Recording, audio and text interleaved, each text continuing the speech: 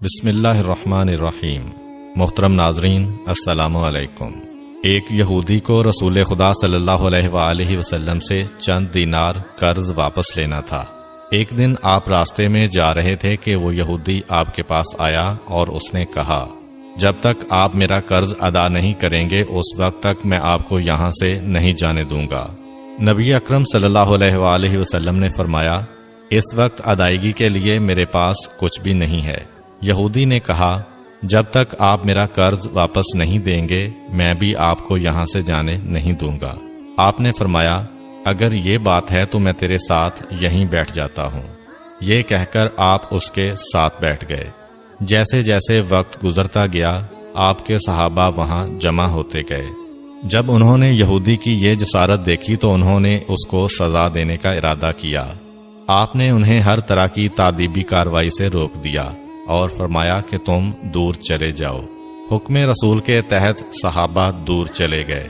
سورج لمحہ بلمحہ گرم ہو رہا تھا اور اس کی تپش سے آپ کو اذیت پہنچ رہی تھی، یہاں تک کہ آپ کے چہرہ اطہر سے پسینہ بہنے لگا۔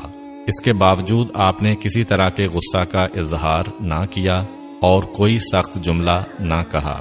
آپ سارا دن وہیں بیٹھے رہے اور ظہر، عصر اور مغرب و عشاء کی نمازیں وہیں پڑھیں۔ پھر رات چھا گئی۔ آپ نے رات بھی وہیں بسر کی اور فجر کی نماز بھی وہیں پڑھی۔ صحابہ یہودی کو ڈرانے دھمکانے لگے۔ آپ نے فرمایا، تم اس سے یہ کیسا سلوک کر رہے ہو؟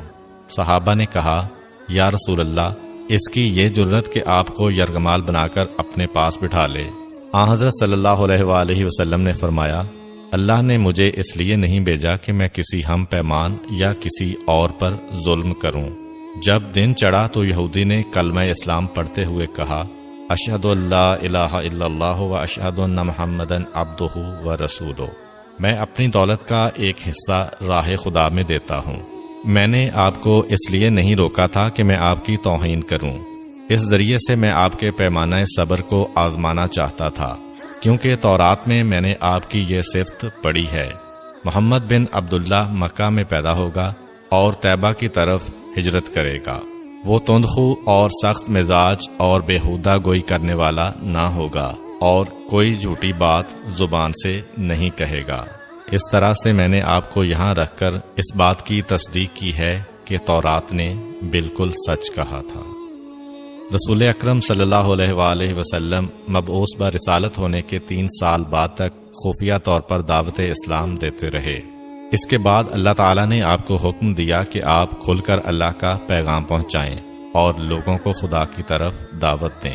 ایام حج شروع ہوئے تو پورے جزیرۃ العرب سے لوگ مکہ کی طرف آنا شروع ہوئے۔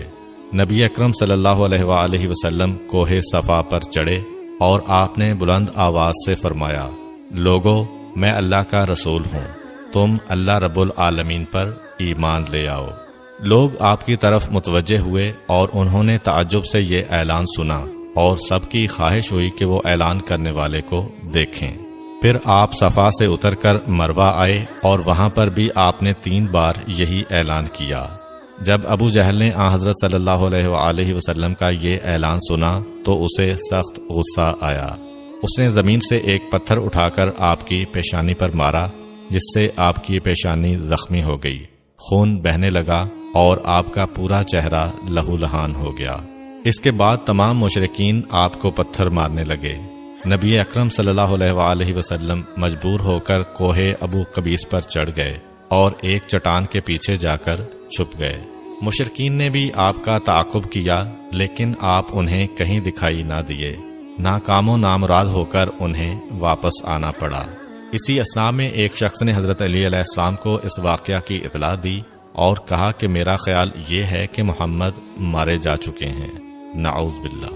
یہ سن کر حضرت علی علیہ السلام کو شدید دکھ ہوا اور آپ ام المومنین حضرت خدیجہ الکبریٰ سلام اللہ علیہ کے پاس آئے اور ان سے کہا، میں نے سنا ہے کہ مشرکین نے رسول خدا صلی اللہ علیہ وآلہ وسلم پر سنگ باری کی ہے اور بعض لوگوں کا یہ گمان ہے کہ نبی اکرم شہید ہو گئے ہیں۔